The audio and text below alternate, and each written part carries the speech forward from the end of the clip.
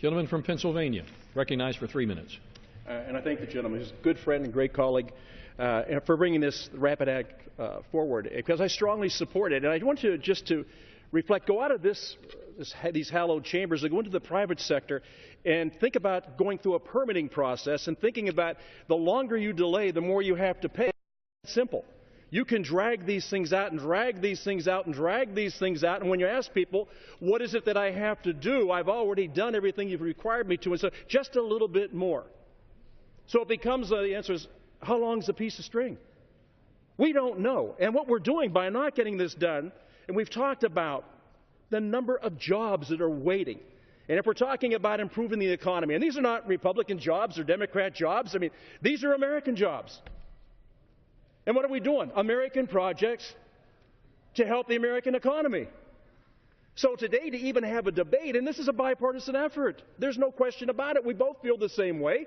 We both know what the problems are in our country right now. We have too many people unemployed. In fact, we have too many people who have given up even looking for a job. That's the unreported number that we never reflect. But in this case, we know that delaying only increases what we have to pay. And who's picking up the tab on this? It's hard-working American taxpayers. It's just not that much maligned 1% that doesn't want to pay their fair share. This is every single American woman and man that's out there.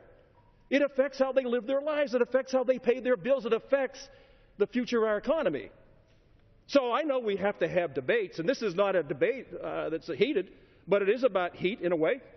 And this week we've talked about, let's heat American homes. Let's make sure that we have a sustainable path. Let's make sure that we're not putting on the backs of these folks too much. There's an old saying where I come from, it's don't worry about the mule, just load the wagon. Gentlemen, I've got to tell you, right now, the mule's about ready to unhook himself from the wagon and say, you've asked me to pull too much for far too long. So, with Mr. Moreno and what he's brought forth today, a common sense approach to creating jobs and getting improvements in our country, not improvements for just Republicans, but improvements for every single American. And isn't that why we're all here? I know I represent 705,687 Western Pennsylvanians. I don't know how they're registered. I don't know how they vote. I don't know how they worship. But I do know this. They sent me to Washington to represent their best interests. And in a larger sense, the state of Pennsylvania and the whole country. If we cannot agree on things like this, my goodness, where do we go from here? So I would just ask my colleagues, and this is truly a bipartisan effort, and Mr. Moreno, thank you so much for what you've done. This just makes sense.